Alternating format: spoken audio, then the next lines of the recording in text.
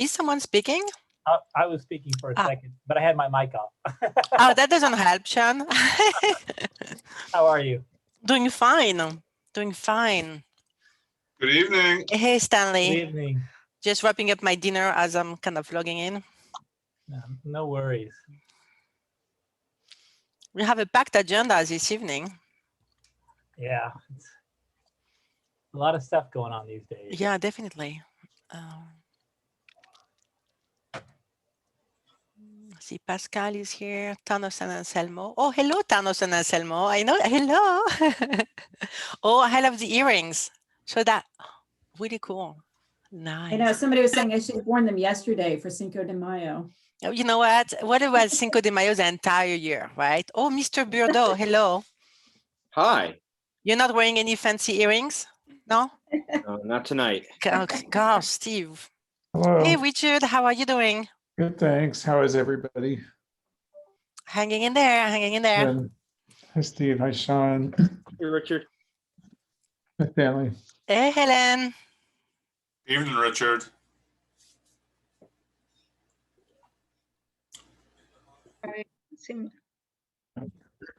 Hello. We can hear you, Helen. Are you guys able to hear me? Yep. Yeah. Yes. Thanks. Hi, everybody. Can you hear me? Yes. Yes, we can. Hello. I'm not on video, but I'm on voice. Right We on. can hear you. That's what matters. Yep. You all look very nice, though. Hey, Scott. Hi.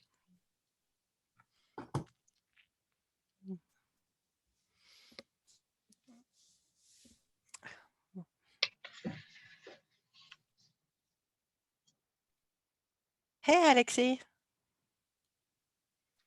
Hi, everyone.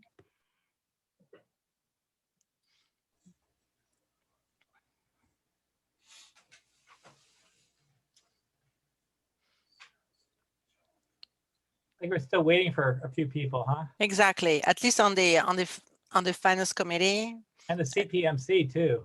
Yeah. So Let's give it a few minutes. I'm trying to remember who's on which committee. That's going to be part of the introduction. You raise your right hand, or now we don't know which one is what. It's like you raise one of the two hands if you're on this committee versus the other one. And Richard, because you're on both, you are the one-man show tonight, as always. Yeah. So Sean won't mix me up. Yeah. I think you might have thrown me off, Richard, because I thought you were on one or the other, and then you're on. I didn't forget you're on both. So. Yeah. So on our side, we are missing two people. I think Laurie was texting me earlier that she might not be able to make it. She was fighting some migraine, but I've not heard back from the rest of the gang. So.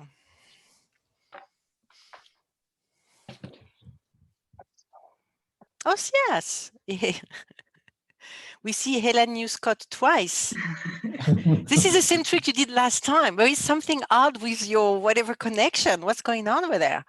Same thing as last time. You couldn't get in as using your panelist. It's a weird one. I think that maybe the link's going to my email is just my name, but oftentimes people spell it with a C or something, or forget to put the dot between Eric and Selvig, and it doesn't come. But yeah, tried to send it a couple times. It didn't come to me. This time you know how to troubleshoot it because it happened already. Yeah. You should be able to change your name though in the participants panel. You can also right-click on it and I think change your name. Yeah. Oh yeah, I can. Yeah. We know you're not Helen, but it would be nice to have your full name because not everybody knows you from the other team. That's a very good point. So now I'm Eric again. Hi everybody. Okay, good. You guys, I just want to raise one thing. Scott and Helen, I don't think there's any decisions that the CPMC would be making tonight. Is that correct? From what It's more informational. Yeah. Preliminary. The reason I'm bringing that up is because out of a 7-member panel, we only have there's 2 vacancies, and I'm just worried that we won't get. Oh, here's Deborah Nucky, so that's 3 out of 5. So actually, we have a quorum now. And if there is nothing to vote on, you don't even need a quorum, so we are good. But I was just wanting to bring that up. So acting on the safe side, yes. Yeah. Sean, I would add to that, if we did need to vote on anything, I may have to skate at 8 o'clock. Okay, It goes that long.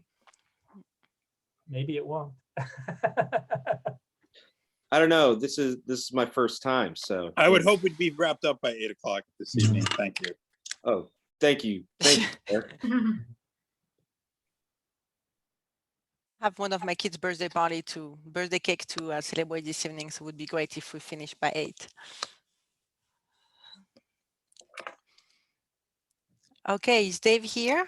So who is Dave. chairing the meeting? I sent a note to Dave earlier this week and I've not heard back. You know, Marie, I just thought of that. I didn't see your email. So why don't you go ahead and share it? Because really what the meeting is going to be is basically 2 presentations. Yeah. Yeah. It's easy enough for you to just introduce each of them.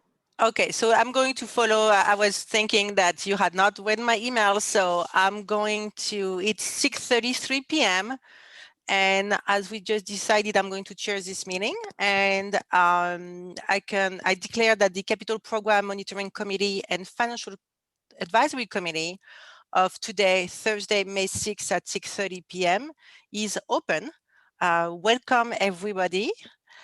And as we were just mentioning a little bit before the meeting was officially open, why don't we do a little bit of a round table here and just state our name and on which committee we are on, so that we are making sure that everybody knows each other, just in case it's not the case. So I'm going to start and then I'm going to pass to someone and then we figure it out, right? So my name is Marie Henriot and I'm on the Financial Advisory Committee. Next on my list is Sean Condrey. Go, Sean. I'm Sean Condrey, Public Works and Building Director.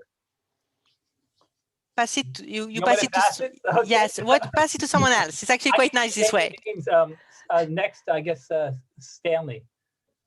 Yeah, good evening. My name's Stanley Radke. I am also on the Financial Advisory Committee, and I'll pass it, I guess, to Richard. All right, thank you, Stanley. I'm Richard Bergson. I'm on both committees. Let's see, Pascal, you're next. Oh, hi there, everybody. Pascal Sisich. I don't know, actually. I think I need to reapply for CPMC. I didn't hear anything for a long time, and I think my term is up. So It doesn't show that on the list. Oh, it doesn't? Nope. Okay. Anyway, but I've been on it for a while, and I guess we just meet twice a year. And anyway, I'm here. Okay, if you can you see someone else? Can you see us and pass the baton to someone else, Pascal? Yeah, sure. How about Alexis? Hi, everyone. I'm Alexis, and oh, sorry, my dog is sneezing. Serve as the council liaison for the Financial Advisory Committee. And you pass the baton to? I will pass to. That's part of the game. This way you have to pay attention to the people. That's actually why I'm doing it this way. Deborah, Yep. Hi, I'm Deborah Nucky. I'm on the Capital Programs Monitoring Committee, and I'm going to pass it to Brian. Good evening, Mayor Brian present. So Mayor nice to see Brian. everyone. I'm going to pass it to Scott Schneider. Scott Schneider, Assistant Public Works Director, and I'll pass it to Corey. Hey everybody, I'm Corey. I'm just a senior accountant on the finance team, and I'm helping out with the budget preparation. And I'm not sure who else has not spoken. I came in about a few minutes late, so. Eric, Helen. Maribel, Helen. Maribel. Yeah. I can take it. My name's Dave. I'm the town manager. Helen. Helen is Scott. I'm Finance Administration Service Director for the town. Yeah. And who are you passing it to, Helen? I'm gonna pass to Scott. Oh, Scott already. Maribel. Hi, Maribel de la Cruz here, Assistant Engineer. And I think I haven't heard from Robin. I'm Robin Clifford. I'm the Administrative Services Technician for the town. You kind of made this like whack-a-mole, Marie. Oh, yeah, I know. But now you pass it on to, I think we've not heard from Eric. Yep. I'm paying attention.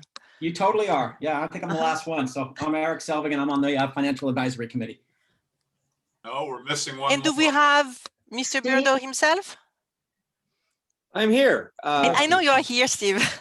Oh, I'm Steve Birdo. I'm on the town council and the newly appointed member to the capital programs monitoring committee because I have such a strong passion for monitoring capital programs and the occasional lowercase one as well. Okay, great. They're fun.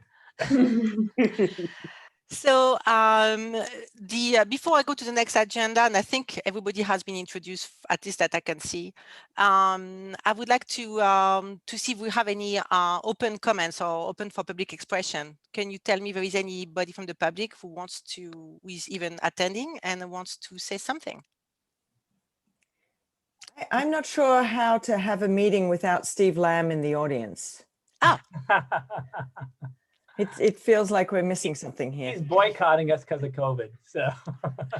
So no Steve or anybody on the phone, so no public comment. So the next item on the agenda is approve the Financial Advisory Committee meeting minutes from our meeting from April 15.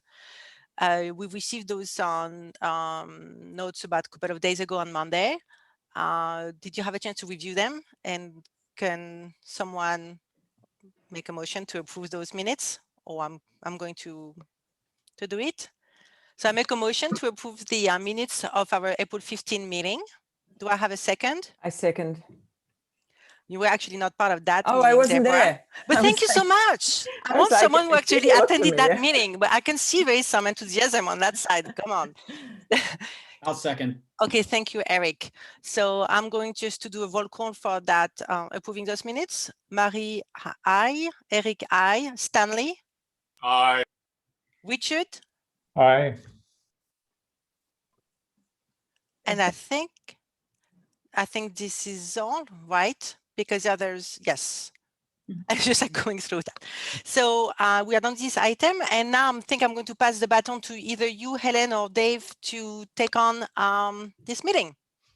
Sounds good. Yeah, I will share my screen here. Sorry.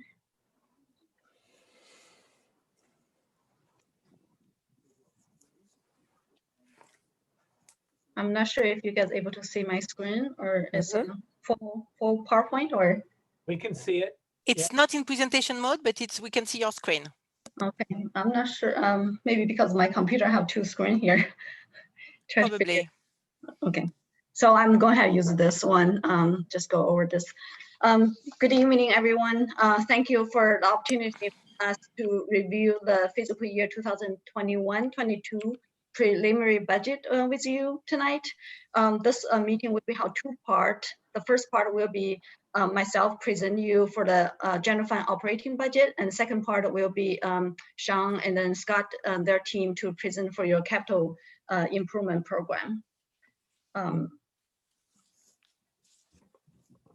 not sure. I always have a challenge for this, how to display this screen. Oops. So Helen, if you go up to slideshow and go play from the beginning, you can probably use your arrow keys. Also, actually, there's an easier way, Helen. You can actually drag and drop this into your other screen and it'll pop right up in your shared screen. So drag and drop the screen that is in presentation mode into your other screen. Not well yet. I don't think it's working. That's more complicated. Did you try the slideshow from the beginning? The top and the I think it's because when you do it two screens, Dave, it actually has one that presents and one that is. It's a display setting. Yeah. It's not working, right? Well, if you try from the beginning, can we see it? I think it. I'm not sure. Okay. Because that's a little bit small, I have to say. I printed it out, so that's okay, but it might not be super easy for everybody to see this way. Well, the other thing is if you click slideshow at the very top, it will at least remove the menu, so it makes it a little easier to see. Sorry. Helen, try to drag from the bar that we were at and pull it into the other screen. It works. I've done it a million times that way when I was in a pinch. It working? No, you have to drop it in the other screen. I guess not. So. How about if I close my screen, this one? Are you able to see? No, No. that doesn't work. Oh, you're doing something. Oh, There we go. Helen, you're good. Yeah, we're good. Okay, wonderful, Claude. My face. You're getting there. Awesome. Thank you for your patience. The first slide, first of all, we look at our proposed general fund revenue. As you can see, next year we project for 18 million general fund revenue, and this is the composition of the revenue: property tax, sales tax, franchise tax, and business license, construction permit fee and fund, state revenue, and the fees for services. And we also include the miscellaneous revenue and the transfer in.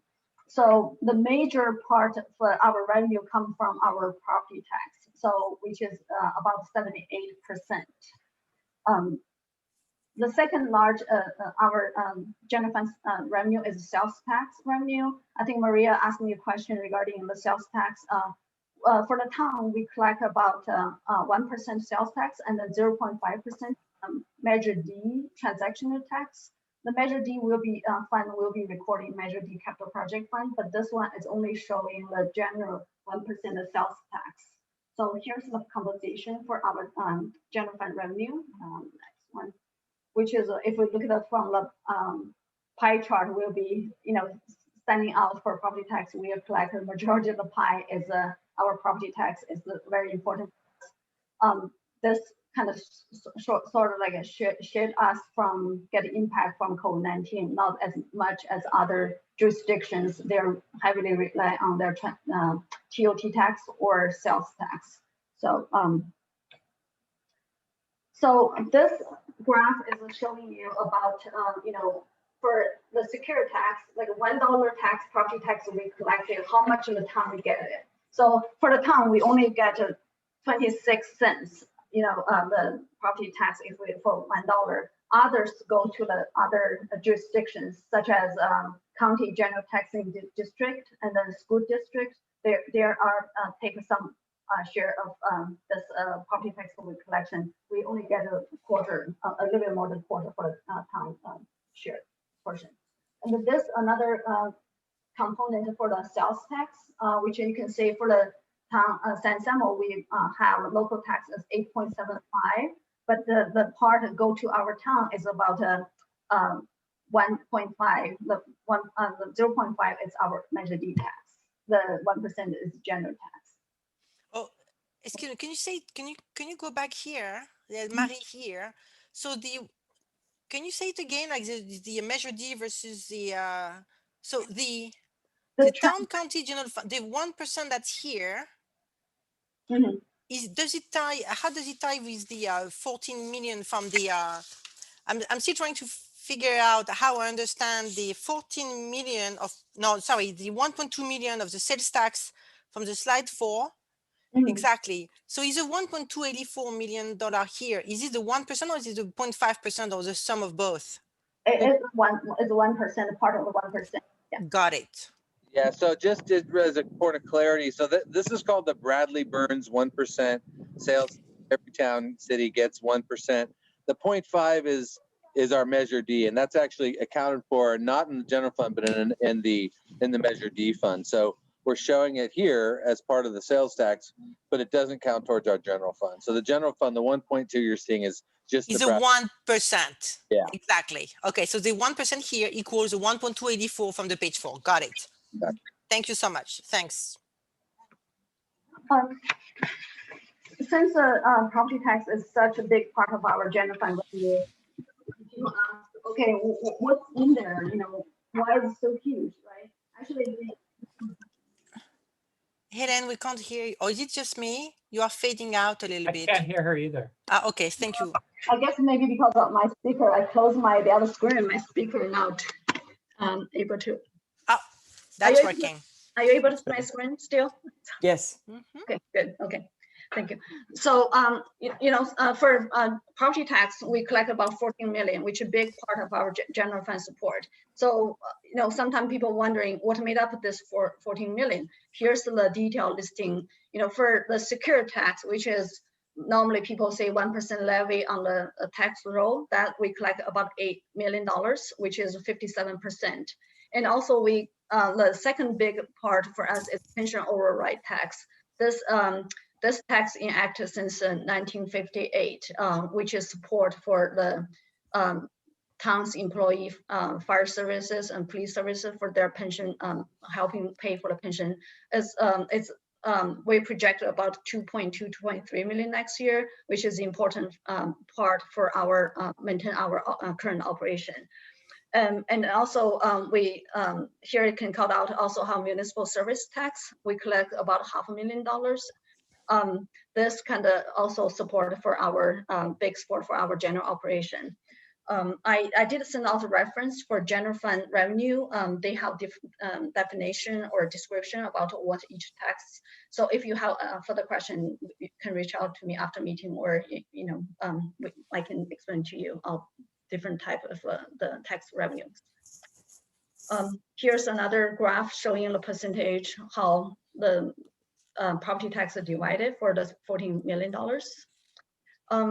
This slide I'm showing the comparison with current year and then projected proposed budget for next year, see what's changes. For we anticipating about a little bit more than $500,000 increase in our revenue.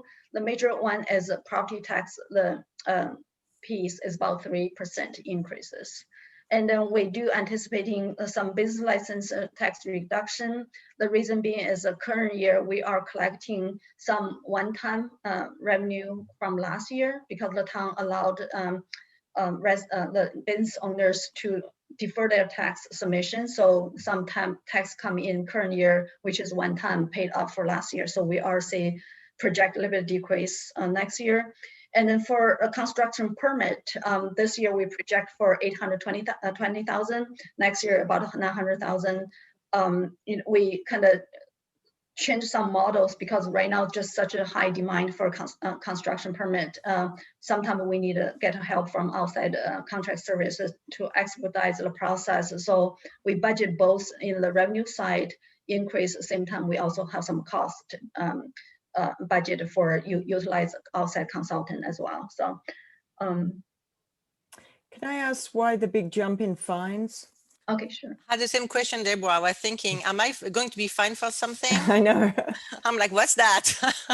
For the fine part is more about like a parking or violation, vehicle violation, because this year, because we the town did not really enforce the parking, and because COVID-19 tried to encourage people come to downtown kind of stuff. So we are temporarily stop the enforcement. So that's why we see a revenue, sorry, my slide and all messed up.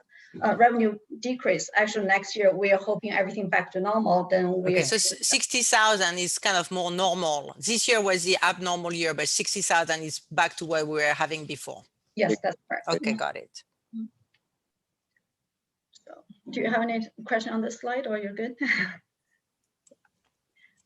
So for 2021-22 proposed general fund expenditures, we are proposing about $17.7 million for the entire operation, which is also include our debt services, pay for our pension obligation bond, and also some non-departmental items such as include unfunded pension liability and then other post-retirement benefit as a health insurance for retirees. And also we include transfer out to other funds, such as transfer to road maintenance fund for street paving project, etc. So the total, the expenditure and the transfer out for general fund is $7.7 million.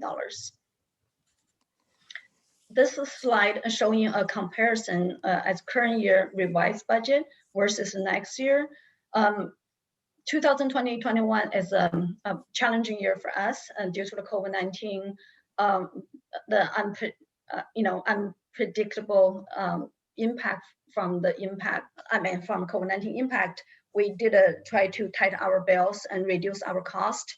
we reach out to employee ICIU bargaining union, try to get concession, furlough pay reductions, different measure in place. We postpone our general plan development.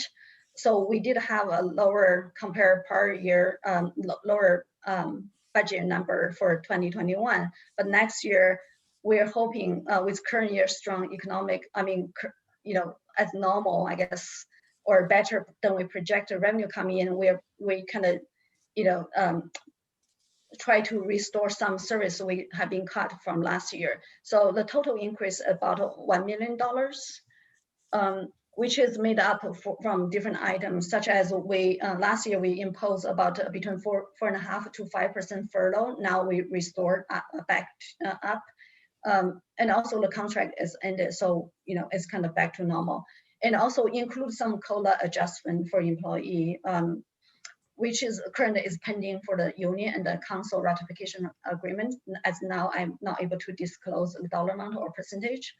At the same time, we're lifting a hiring freeze. We have a library assistant and public work admin assistant position get a freeze last year due to the budget shortfall.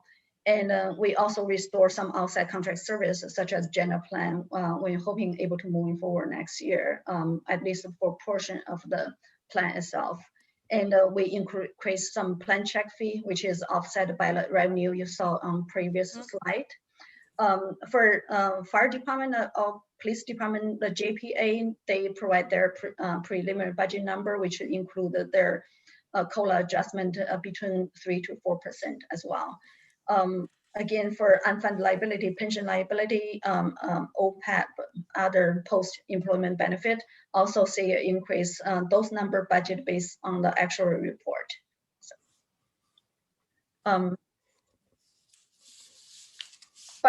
as of now, we look at the project out for general fund balance for 2021, the year we currently in. We start with the year about $4.4 million at fund balance.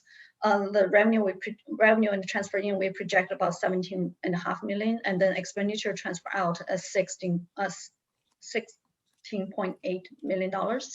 We project potential surplus as more than $500,000. With this kind of one-time surplus, the staff recommend eventually go to council for approval. We hoping we're able to set aside $200,000 for building maintenance and then $250,000 for insurance fund.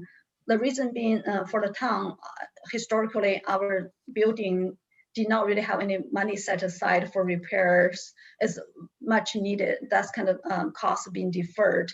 For example, our town hall building, the HVAC system definitely in desperate need for replacement, which currently we don't have funding for it. We're hoping able to get some COVID-19 relief fund from federal, hopefully able to fund that project. However, we have other needs such as Robeson housing, all those kind of building need. Therefore, the 200,000 is definitely, we're hoping able to set aside, deal with those kind of issue. For the insurance fund, the currently town have 3 different litigation as works comp related issues. So we incur some works comp payment expense paid through our JPA, but the town self deduction is $150,000 for each case. This year, actually, if we look at the 2021, we are operating as a negative, have the budget gap there. We're kind of using fund balance. So if we're able to set aside this 250, definitely help us balance for next year budget, which is come up. So with this two item, the staff recommended, we estimate ending fund balance is $4.6 million. We also have restricted fund balance, such as our pension trust, right? Which is we're not able to touch it. So, and also we, per year, we also set aside some money to help funding for general plan. So overall, about $900,000. We estimate our unassigned fund balance about 3.7 million. Which is 21.4% expenditure and transfer out. So we are still meet the town 10% reserve goal, and then beyond. So it's our goal to achieve about 20% or more. Looking ahead for 21-22 proposed general fund balance, With consideration, the $450,000 get approved by the council, then we coming in as 4.5 million, which is revenue transfer in about 18 million, expenditure and transfer out about 17.7 million. So we still project for potential operating surplus about $265,000. Minus the restricted fund balance, we're still anticipating about 3.9, close to 4 million fund balance, which is 22% of the reserve. So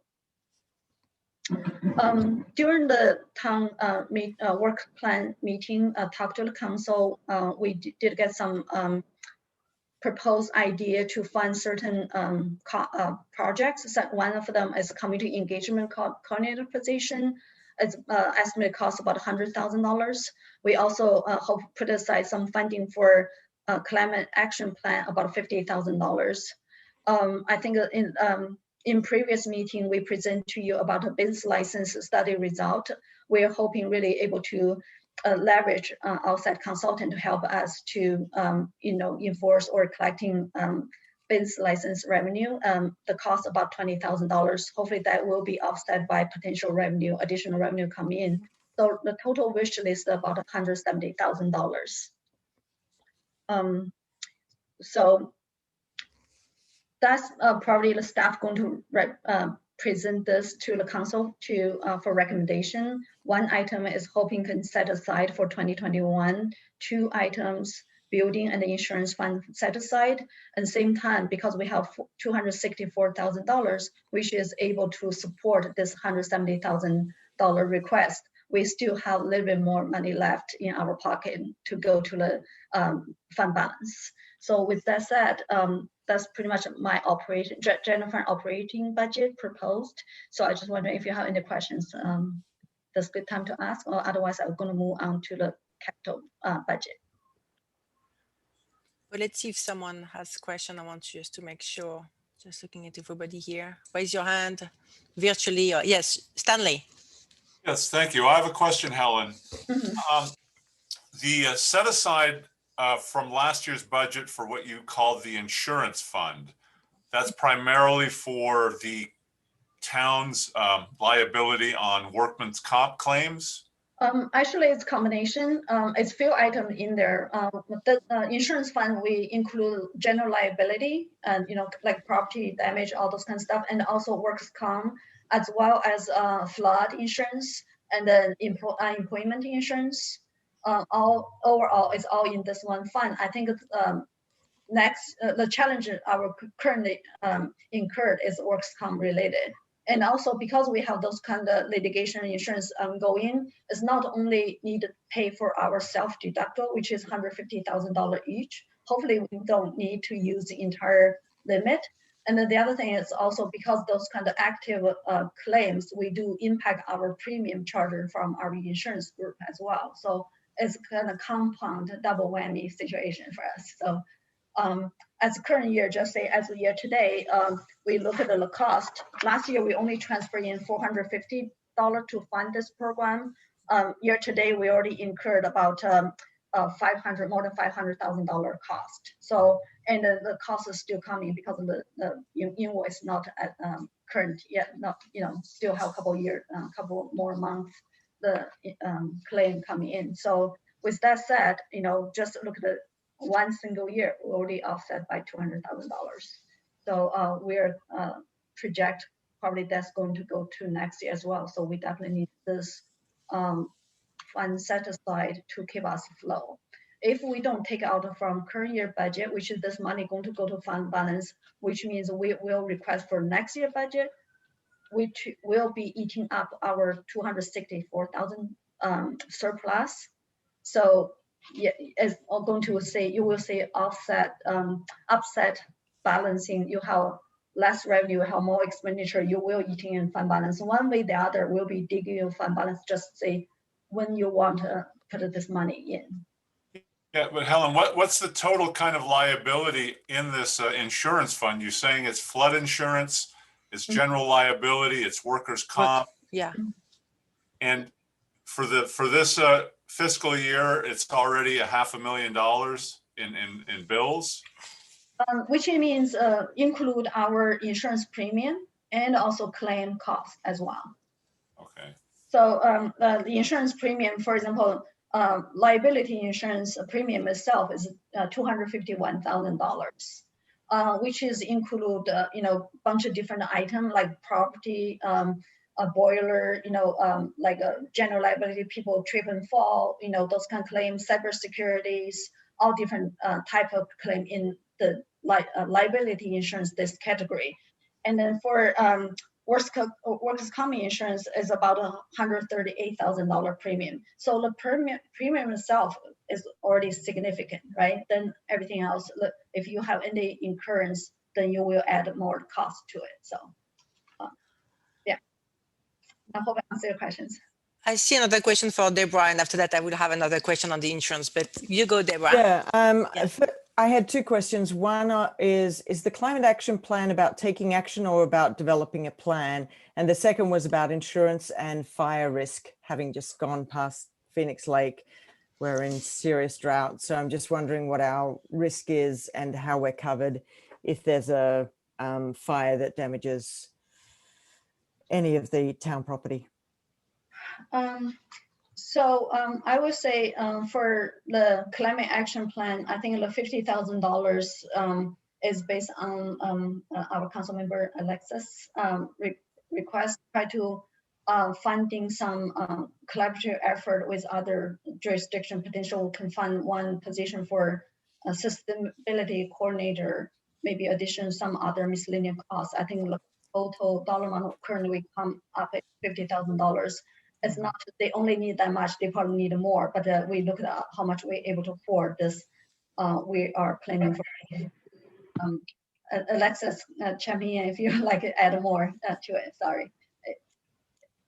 Yeah, thank you. The plan is developed and has been, was approved unanimously. And this would be more to actually move forward with implementation. Okay, great.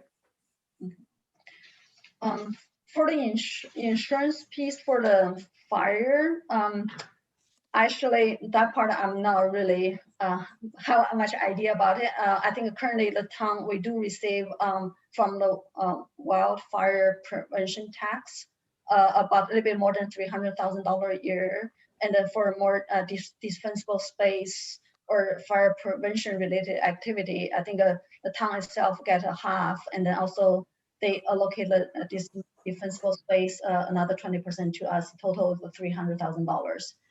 When the expense incur, basically fire department submit the invoice to us to reimburse them for it. Sean, if you want to add Sean there, or it sounded like the question though was like if town property got burned, how are we covered? Is that correct? Yeah. So I think we have and Dave could maybe chime in, but we have a general, like a shared pool insurance if something happens, I believe. But maybe We Dave do. can chime in. Yeah, we have our insurance to cover damage to any town properties or properties that get damaged through a fire that comes from a town property. Similarly to when there's a landslide off of a town property and affects a private business, that insurance is all there for that. Back to the climate, I think your original question was regarding the climate action plan. I think Alexis, kind of explained, we have a climate action plan 2030. There's lots of recommendations there that we try to get to those each year as best we can. We're putting a little more resource behind it this year with this request that you're seeing in front of you.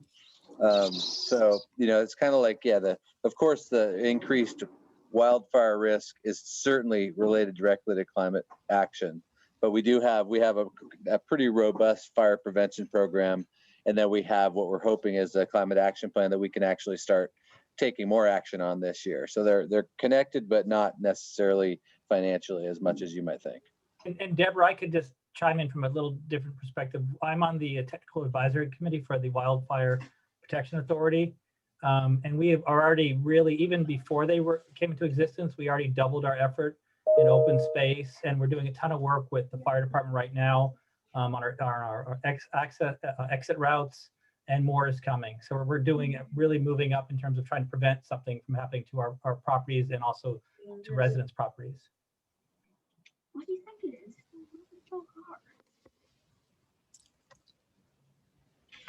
Okay. Any other questions from anybody?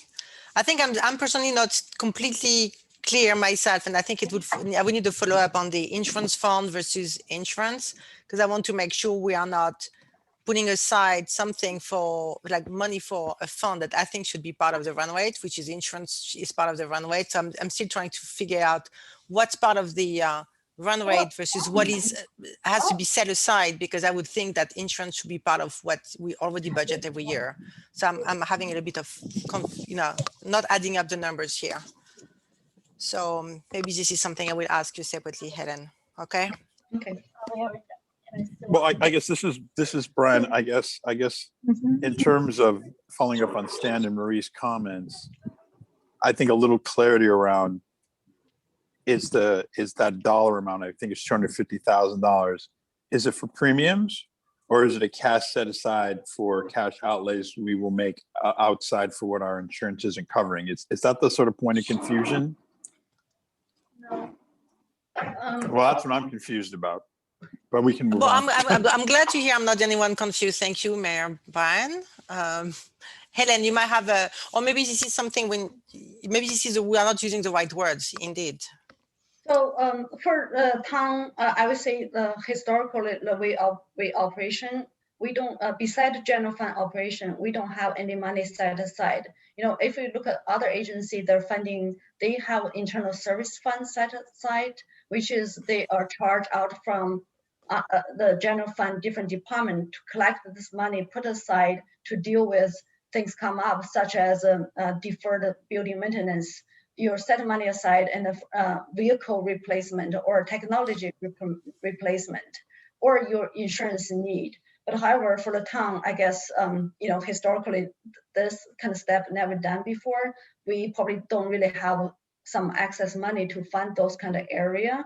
So it has been each year, we transfer the dollar amount we need to cover the need, such as insurance premium, potentially claim. So each year we look at, okay, how much we thinking we need next year between the combined, the claim, the insurance premium and the claim, then let's transfer this money from general fund to insurance fund to cover entire costs, right? When the year is good, we don't have much claim, probably $450,000 is enough to cover your premium between your liability insurance or works comp insurance, everything else, right? But for the last couple of years, we're facing challenges. We are have a ongoing litigation. They are incurred costs. So that's drive up the cost up. So it's normal year, we need 450,000. This year, we might need $700,000. But however, we don't have a fund build up. We don't have money, so we need to bump up our transfers. So that's why this one-time transfer we ask current year.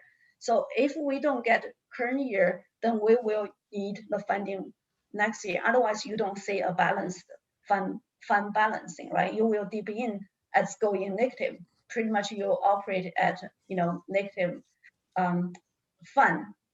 So with that said, then we will, if we don't do this year, we will need to go next year to ask the council to authorize. So you will say the opposite. So right now we have $18 million revenue budgeted. We have $17 million. Then we will add additional $250,000 or $300,000. Then your budget is balanced potentially, and then you just shifting money from current year resources. But however, because we have this $170,000 ask, so we kind of ask money this year, and then next year we have the room for adding in this $170,000. So that's the thought behind it. So I'm not sure if it makes sense. I followed that one. That time I followed that one, Helen. Thanks. You take that piece of reserve and you want to make sure it's allocated to your insurance for next year. Right. Some kind of. Yeah, otherwise that fund will be running in deficit. So you need the money for supporting that fund to be balanced. Thank you, Helen, for clarifying. Yeah, no worries. So if we don't have any more questions, or we can resolve some ongoing question later offsite, that's fine. And then I will move on to next topic. So give Scott and Sean some time to talk about the capital budget. I'm not sure my screen is stuck or. So for next year budget, here I'm just to show brief summary for each fund: Measure D fund, grant fund, and road maintenance fund. Those are the funds hosting all our capital improvement projects, such as paving or other need. So this is the dollar amount. Current year we budgeted 4.9 million. Next year we're expecting about 8.5. The major cost is grant fund related, is our bridge project. With that, I will turn over to either Scott or Sean to show their presentation, talk about detail in the program. So Scott or Sean, you guys going to share? Yes, Scott, this is his baby right now, but I'll be here to answer any questions. Okay, I will stop sharing my screen. Sorry. Oh, hey, thanks a lot for that, Helen. Thank you very much. Sorry, Sean. Did we lose Scott? I'm here. Okay. I'm waiting for her to stop sharing and then I can start sharing. Sorry, I'm kind of here to challenge a little bit. I'm trying to figure out this sharing. I see that Pascal has a question. Pascal, did you raise your hand? Oh, yeah. Hi, I did. Helen, I just have a question for you. I know I'm not on that committee, but I was curious on the last slide you showed in regards to the slide's gone, so now I can't remember which line it was, but the wish list or well, the allocation of the amount that was going to from Measure D, current and then projected for next year, and then I think you had one of those 3 line items going to capital improvements was I think from the town's general fund, and that showed a drop, and all the other ones showed a big increase. Right. And so the nature of my question is, getting revenue from grants and Measure D is not supposed to diminish the town's commitment to roads, and so that's what I watch for. Is just I don't want to see the town lowering its commitment to those projects, sort of like the whole lottery thing, where funds are generated from a new source and then the original agency issuing those funds would start lowering it. And so I might have misread that slide, but do you know what I'm talking about? Talking about the road maintenance fund was decreasing. So last year, the slide is showing is a revised budget for 2021, and then average each year we are budget for transfer out is $1.2 million. Revised budget we have 1.3 is $185,000 extra. The reason being is during the middle year revised budget, we did ask a council to transfer funding from reserve at like a merchant parking fund reserve to fund the parking lot of Pine Street. We did ask a one-time transfer for this special project. We also asked about 100 grand transfer because our capital construction fund is underwater. It's go negative because we have some signage program going, and also we have one-time hit by grant funding pull away about 15,000. Those fund, this adjustment is during the middle year budget, is a deal with a certain project, is not average. The transfer to road maintenance fund, $400,000 stay the same. So we are continuous support for the road maintenance fund for paving project, about $400,000 for next year. Yeah. Okay. So really that decrease is not really a decrease. There was some extraordinary transfers that happened in the prior reporting period. Yeah, that's correct. Yeah. I gotcha. Thank you. Yeah, thanks. All right, can everybody see my screen? Yes, we can. Good. So tonight I was going to go through what we have on tap for fiscal year 21-22 for our capital improvement program. And there's 4 major categories of projects. So first I wanted to go through how much money we typically have to program to all these different projects. And Stanley, there's the 400,000 from the general fund for road maintenance.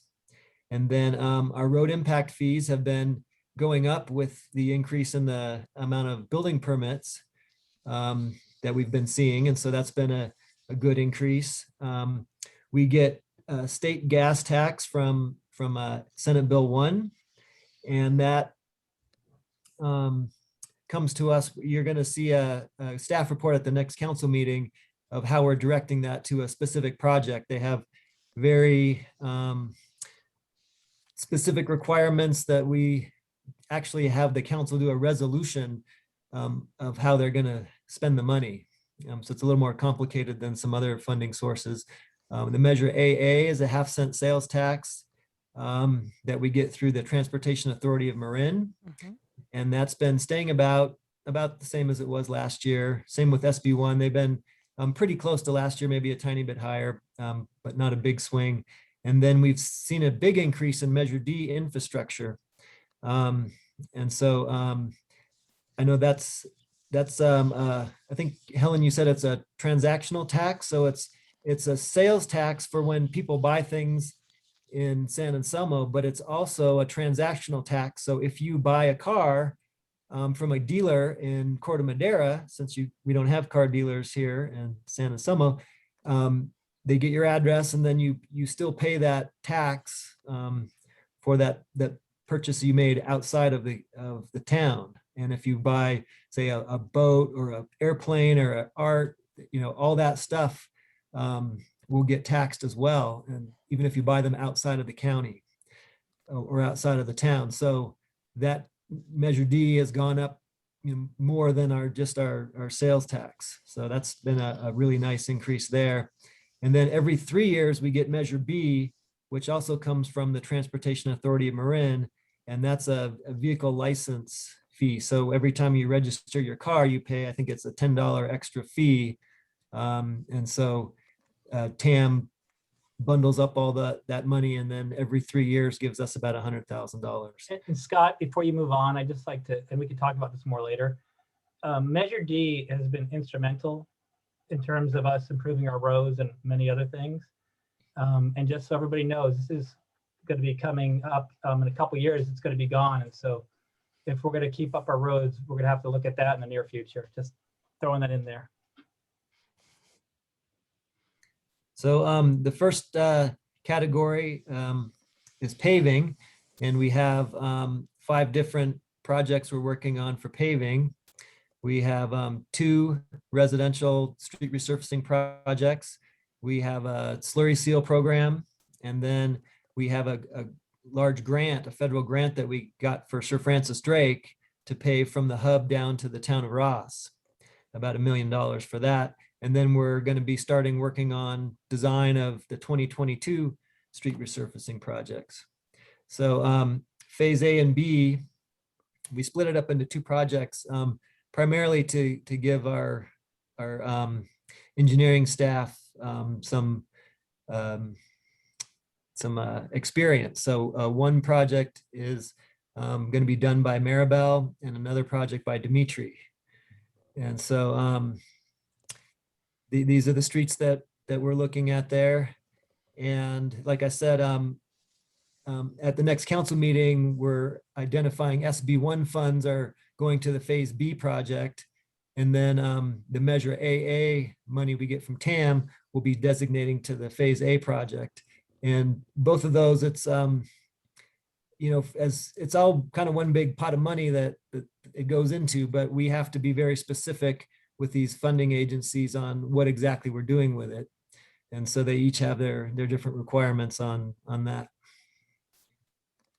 Maria, I see people are raising their hands. Do we have questions at the end or? But actually I was going to ask Scott. Scott, would you rather have the question right now? Is it okay to stop now?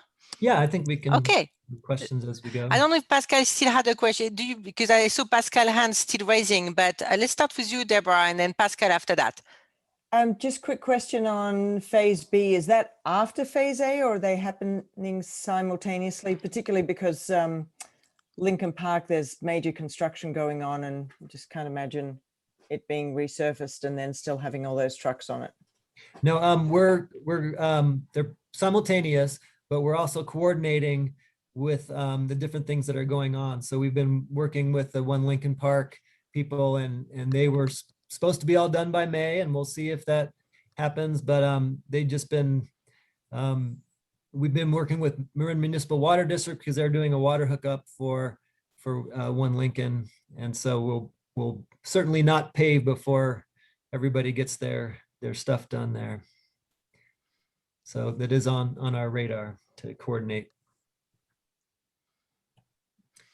No more question here. I'm just noticing here that Council Eileen Burke joined us. I just want to welcome you a little bit late in our meeting, Eileen. You missed the introduction, so thank you for joining us.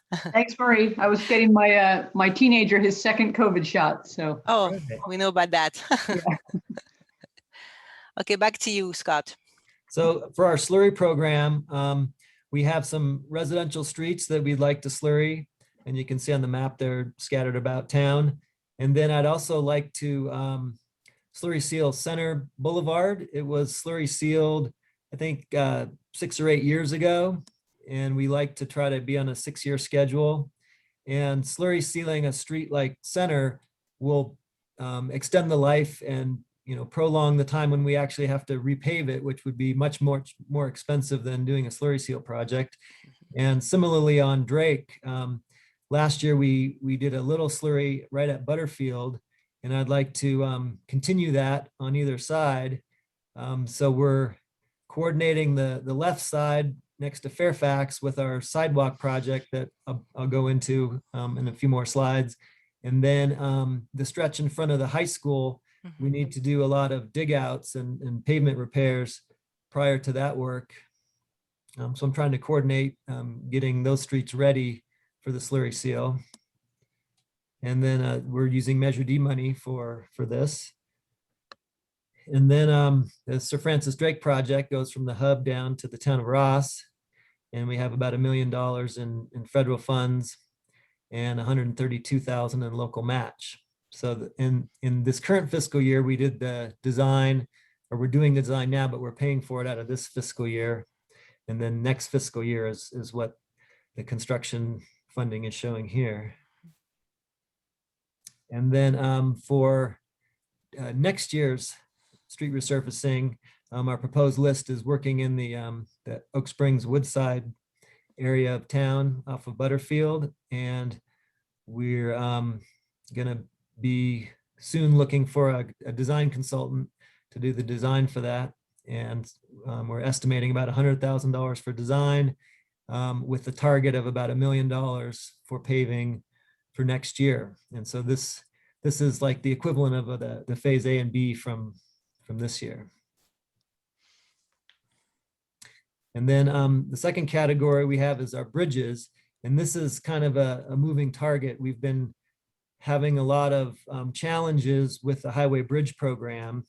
And that's the federally funded program that gives us 88% of the funds for some of our bridges and 100% of the funds for other bridges, like the Nokomis Bridge is 100% funded. The Madrone Bridge is 88.53% funded. And the Highway Bridge Program has been oversubscribed lately. So they've had a lot of problems. They've had to reduce the amount of funding that they were giving to bridges all over the state. And so we're working with Caltrans is the people that we work through for that funding. And I don't know if Sean, if you want to elaborate on this, but it's we have local matches that we take from Measure D to go along with this grant funds, but it's really kind of a moving target of how much we'll spend in any one year. It depends on how the logjam gets unleashed at Caltrans and at the Highway Bridge Program and how much we can spend. Yeah, Scott kind of made it sound easy, but we've been going back and forth with them for a couple of years. They've cut, I think, anywhere up to like 75% of the bridge funding for jurisdictions in California. Projects that were already in the hopper, were overprescribed. I think it's also because the federal government stopped giving money for a while, and they've changed the way they do funding. We went back and forth with them. We actually needed additional funds a couple of years ago for Nokomis and Madrone. And we were just going back and forth probably for over maybe almost 2 years. And then in the interim, the funding issue came up, but then Scott and our consultant CIC finally was able to reach somebody, and it looks like we're going to be okay to keep moving forward. But it's a very interesting time in getting funds from the state and the feds. I think everybody's being hit hard, but it seems like right now we're good. Center and the Boulevard Bridge, Center Boulevard Bridge and the Bridge Avenue bridges, those have been in our hopper for a long time. It's a much bigger project, but the Bridge Avenue Bridge wasn't initially included, and we're going back and forth with Caltrans that it's connected at the hip. It's now included, and it looks like we are going to get funding as long as something else doesn't change at the state or the federal level. Altogether, if you put all these bridges together, I think it's over $20 million in grant funding for our bridges. So that's something we continually are working on, and bridges can take, up to 10 years to actually go from A to Z, which is kind of ludicrous in my mind. And I didn't believe it when I first started this, but I believe it now. So go ahead, Scott. Okay, and then for parks and facilities, we have Memorial Park athletic field renovation that we put out to bid recently. We opened up bids and have a low bidder of Marina Landscape. And that project is funded with $178,000 from the state Proposition 68 grant, along with some money that we've been saving up over the years for Parks Measure A. And hopefully, since the bids came in low, that project's fully funded. I know the last time it went to council, our engineer's estimate was a little higher. And so we were, looking at the possibility of taking some money from somewhere else to help fund that. But right now it looks like we'll have enough money for that project, but we have some issues with the drought. And so we're not sure if we want to move forward and put brand new grass in. And then if the drought persists, then we may have problems with watering the lawn and have it die. So we want to make sure that we analyze very carefully before we move forward with that. And Sean, did you want to add anything to that? We are working, we were going to come to council this coming meeting, but we've delayed it because we're looking at some ways of actually keeping the project moving forward. And that's all I'll say for now. I'll save it for the council meeting in a couple of weeks, but we're looking at some interesting ideas to keep the project moving. Right, and then for Creek Park and Creekside Commons, that process is moving forward, and that's kind of out of the budget realm because that's being fully funded by donations. And so it's something that's we're spending time on and looking forward to having some great designs and hopefully moving forward with the construction. But like I said, it's all donations and kind of outside of the budget process. And then for Robeson House ADA restroom, we had $20,000 in this fiscal year, and then we're looking at proposing $20,000 for next fiscal year. So we'd have $40,000 towards that project. And then I know Sean and Dimitri have been working on the Town Hall HVAC project to replace our air conditioning and heating system on the roof. And then also we want to upgrade our flood horn and the air tanks up there, pressurized air that runs the flood horn. And so we're hoping that the funds for those projects will be available in some coming federal infrastructure funding. So from the initial information we have, it seems like those would be eligible for that funding. And so we're hoping to do that. And if that falls through, then we'll have to see how they can fit in with the rest of our funding. Yeah, and just to give everybody an idea, our HVAC on our roof are over 50 years old. And we keep having issues and kind of just triaging along, but it's in dire need of replacement. And then actually, because we delayed it a year, it's already gone up about 30% in cost. So we have two questions here. Let's start with you, Deborah, because you're the first one on my list. Yeah. Question about Robeson House. I feel I've seen this 3 years in a row or something. And is that just been put off for other reasons, or is this an ongoing project that's been spent over years? It's been put off a number of times. Originally, we were looking at a restroom. I can't remember the name. Is it called a portiche? It's where the carriage would pull in. It's a portiche. The carriage would pull in. We were looking at doing a restroom there, but then there was some issues with, the historical nature of it. We've also talked about a restroom, remodeling the one inside the Ropes and Harrington House to be more ADA compliant and ADA accessible. But we've also talked about, and Eileen, I know is interested in this, doing the one there was 2 bathrooms in the old preschool area underneath the, I don't know what you call it, was like an old barn or something over there. The carriage house. Carriage house, thank you, Dave. And those 2 bathrooms, the idea would be there's already plumbing and electricity. They've fallen apart, but could we combine them and have one common ADA bathroom? So it just keeps kind of moving and as long as we weren't spending $120,000 on exactly. a bathroom, I'm okay. It's not an ongoing $40,000 every year, right? Yeah, and I don't see it here, but there is a line item that we have that we do need a lot of money to repaint Ropes and Harrington at some point. And it just, we are, the fund you saw earlier is starting to put money aside for our buildings. Our buildings, unfortunately, have been our poor stepchild. We're not doing a good job taking care of them because we don't have a lot of money, and we keep obviously putting into roads and other things, but we do need to start putting money aside and really, if we don't start taking care of them, we're going to have bigger and bigger issues in the future. So is there another question, I think? Yeah, it's Pascal and then Eileen. Pascal, you raise your hand, I think. Yeah, yes, thank you very much, Marie.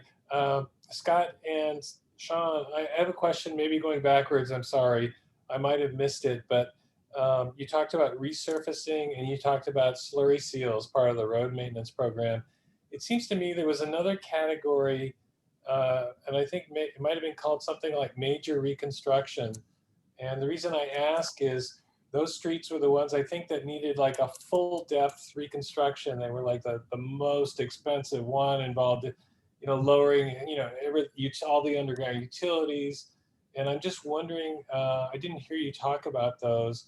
I know there's several areas in town. I know Calumet is one area.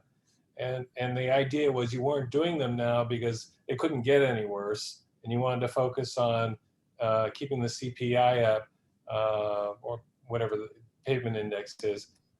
What's the status on those ones that needed, major reconstruction? Scott can chime in, but too. But Bolinas Avenue, we did a major rehabilitation recently, and there's the low level, which is slurry sealing, like you said. Then there's a grind overlay, and then there's a full full depth reclamation or major rehabilitation. I think actually Bolinas was kind of a combination of things, if I remember correctly. So the way our pavement management system works is, everything's, all the streets are rated from 0 to 100. And then, like Sean said, streets that are in really great condition, 70 and above, we can slurry seal and extend the life. Streets that are between 70 and 40 can get a grind and repave, and it's pretty straightforward. And then the streets that are, much lower PCIs often need complete reconstruction that can be, 2 to 5 times as expensive as just paving. And so we want to not just start at the bottom of the list and work our way up.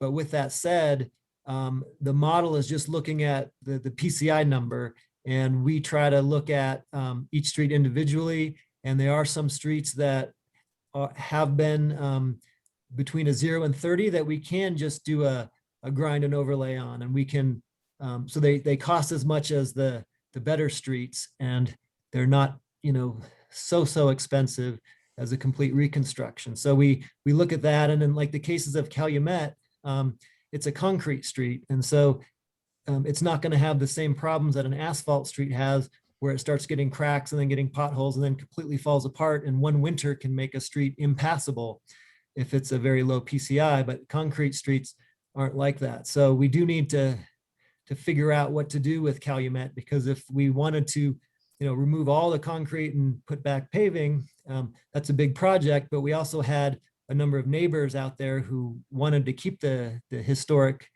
concrete. And so we're working on how to do that, because there are large portions, large numbers of square feet of that street that are in great shape. Concrete can last 100 years or more. And then there's sections of that street where the concrete's completely shattered. So we might be able to do a targeted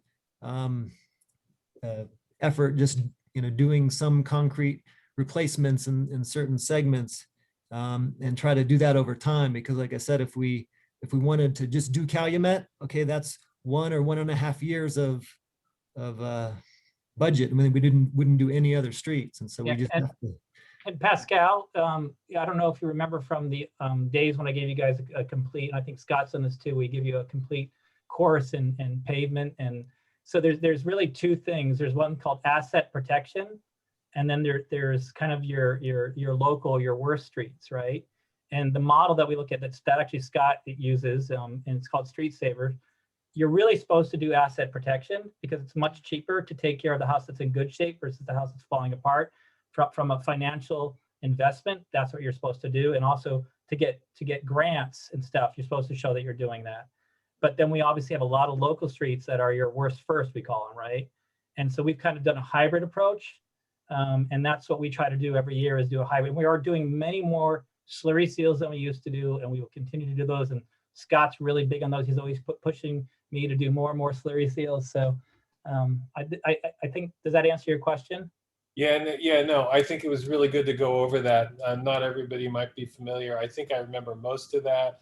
I'm just confirming that those haven't fallen off the radar, but you're being analytical about it, and you're just saying, look, the part about the concrete lasting forever is certainly true. I mean, it might get all busted up, but it'll still last. So you haven't forgotten about them is really kind of my point. No, we have not. Okay, thank you. And Eileen, you had a question. You had raised your hand as well. I do. So in that list of bridges, when do we expect to start any of the bridges is one question. And then also, as far as our federal infrastructure funding, have we received what qualifies and what restrictions are placed on that money? Well, when you say what qualifies, so the bridges in and of themselves qualify, right?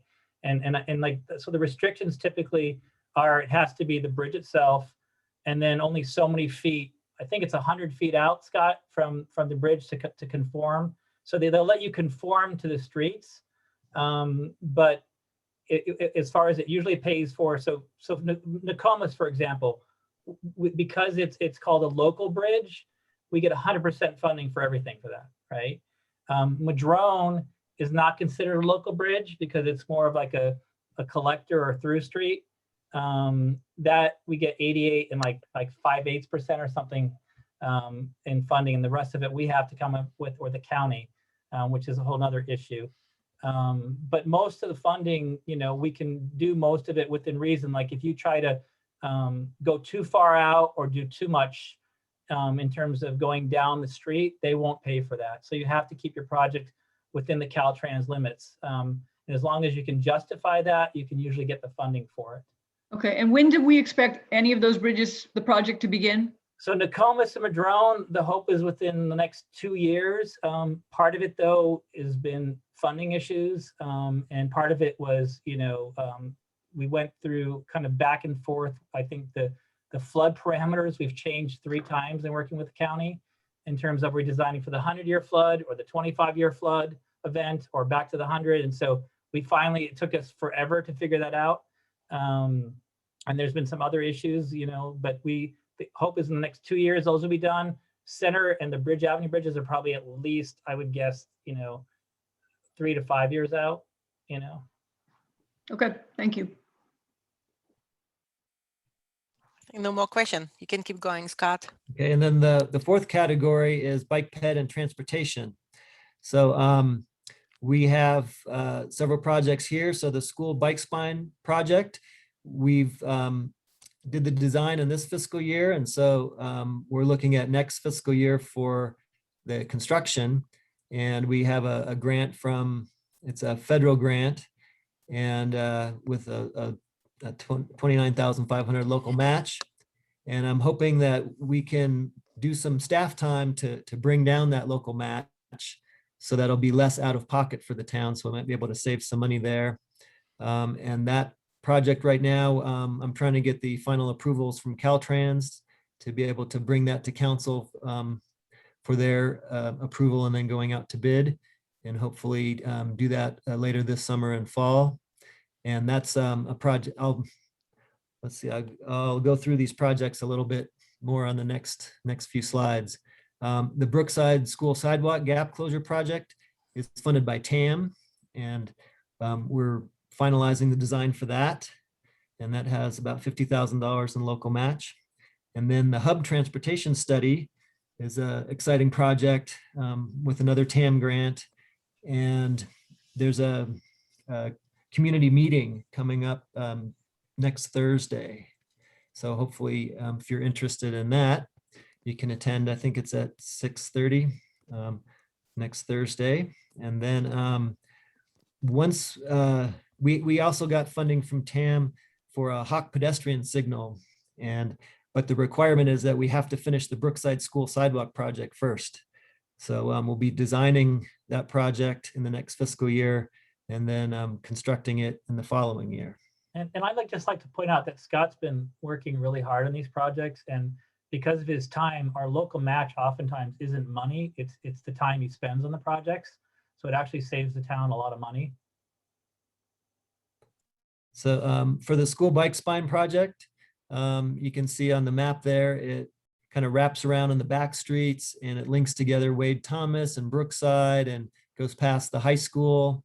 And it's primarily sharrows, which are those green things painted on the ground with the bicycle there, and school route signage. And so the intent of the project is to alert drivers that they should expect to have more bikes and kids around, and they should hopefully drive a little better and a little slower, a little more aware. And so we've had a public meeting recently about this, and we got some good feedback. Actually, we got a lot of feedback before the public meeting after the notice was sent out. And I talked with a lot of different people on different segments of the school bike spine, and many of them were complaining about the faster cyclists who are already blowing through stop signs and things like that. But this is a project that's been on our books for a long time. So it's exciting finally to get it farther along. And like I said, I'm still waiting for Caltrans to give us the final approvals, and then we can bring it to the town council and put it out to bid. And as part of this, since once I did the initial design, we had a little bit more construction funding, I was able to throw in refreshing crosswalks throughout that route, as well as replacing some of our stop signs that are old. And recently they changed the size of stop signs from 24 inches to 30 inches. And we're not required to change out old signs, but when we do put in new signs, they have to be the larger 30-inch size. And so I've identified like 85 stop signs that we can swap out, and that saves us from having to spend, street maintenance money to do those. And then the Brookside School Sidewalk Gap Closure Project, it was originally scoped as a sidewalk on the west side of Butterfield, all the way down from Brookside School to Sir Francis Drake, and then wrapping around towards Fairfax. We did the initial design, a 30% design for all this, and the engineer's estimates were 3 times what we had in the available funding. So I took it to the Safe Routes Task Force at Brookside School and discussed it with them, and we all decided that the critical piece is on Sir Francis Drake. Right now, that's the only section of Sir Francis Drake from Fairfax to Ross that doesn't have sidewalk. It's the only gap there. And so we're going to focus on that piece down there across from the lodge. There's a stairway that comes down from the neighborhood that right now you step right into traffic. And so while we've been out there scoping the project, we've seen people get off at the bus stop at Butterfield and then walk along the edge of the road there to get towards Fairfax.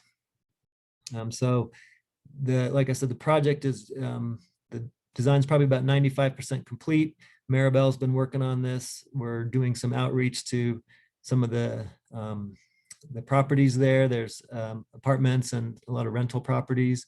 We've sent out numerous notices. We've had 2 public meetings and have had not a lot of input from some of the properties that are directly affected. So we're reaching out to them door to door, and we're going to also try to hunt down some of the property owners who don't live there and manage the properties. but we're hoping to do this project later in the summer and early fall. And then the hub transportation study, like I said, we have a community meeting coming up next week. And this is federal money that's been passed through TAM.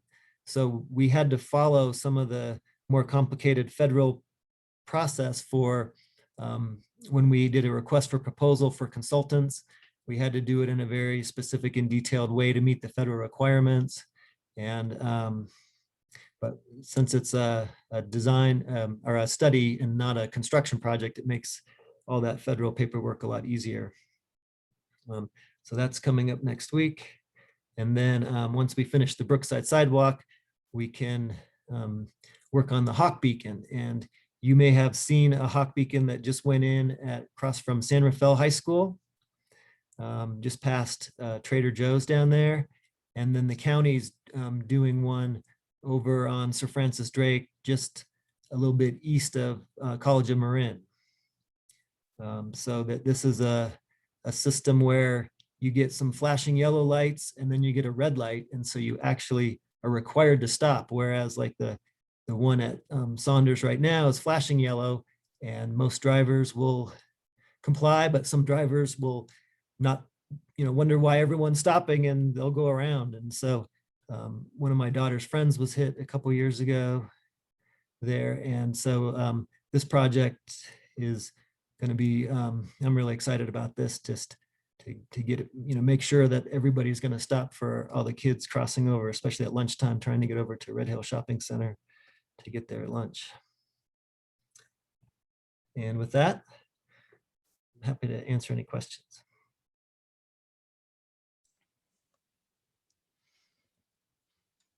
Well, I don't have any question, but I want to say thank you as a mom of teenagers in San Anselmo, and also as a trustee in West Valley School District, where I care about all the kids in San Anselmo and Fairfax. Thank you for doing all that work to have our kids being safer. Thank you. You're welcome. I have a quick question about medians. The one that's been done is so freaking gorgeous, fantastic, wonderful. And every time there's more flowers out, it's even more beautiful. What's the schedule and thoughts about the other ones? Right now, we don't have funding. Okay. We are taking better care of them in general. We did up the funding towards maintenance, but it's kind of, maintaining the weeds on the other ones. But there's hope. There was at one point another donor that was interested in doing the one on Drake between the hub and Bolinas, and I don't know if they're gone, but that was quite a while ago. We do have the master plan in place, and I'd like to think that the Red Hill median kind of shows what we can do. And one of the things, I don't know if everybody here knows, but it's been looked at by a lot of different agencies and people because we put bioretention in. And it's, I think, one of the bigger projects that is bioretention in. And there's actually, we did put in the other medians in terms of on the stormwater resource plan, which in theory, and I don't know what's happened to it, but there's supposed to be a second round of funding that would help pay for bioretention, and we could use that for the medians and in combination with other things. So we're hopeful we'll get some more things going in the future, and we'll keep looking. And there's more stormwater stuff coming, and that with that there should also be more funding. So awesome. Great. Any other question? I just Yes, I have a Danny, yeah. I just have a follow-up for Sean on the median that was just discussed. How is the drought and the watering restrictions going to affect the aesthetic beauty of keeping that? I mean, and also tie in with the field replacement at Memorial Park. I mean, I think our water situation. I can tell you part of the answer. So I just spoke to NMWD the other day, both the general manager or one below that actually, and then their water conservation expert. And they're looking at a 40% mandatory cut, but how jurisdictions comply with that is kind of up to there's different ways of doing it. You can ask for a variance. You could take more water here, you use less water there. And was very worried about Red Hill because we have a lot of plants that are just getting established and usually takes years to get established. But we have a couple of good resources. For example, in Creek Park, as we speak, we're getting our well back up and running there for a couple grand. And it's supposed to be one of the most productive wells in Marin County. And it's got what's called a high transmissivity, so it can pump a ton of water. In Memorial Park, we actually just tested our 2 old wells there, and they're going to be up and running. Those are a lot lower producing, but look like, and I'm kind of letting the cat out of the bag a little bit. There's more coming, but it looks like they could produce maybe up to 40, 50, or even higher percentage in terms of the water that we need. It depends on the time of year. We did a pump test back in 2014 that we're looking at. We're getting some other people out there to look at things. And so there's also some other ideas in terms of how to store water and save water, irrigation and low flow and things like that. So we're working on it. Work in progress. Thanks, Sean. I was always a big advocate of trying to get the water rights from the spring lot that we just got the conservation easement on, but I don't think that was negotiated. Yeah, I would have loved that. But the pipes were cut, but that would have been awesome. So I know the seminary watered their entire grounds for years from that. Yeah, I think we were originally part of that, but it ended up going directly through the owners still own it, and we're not longer and really part of that. So.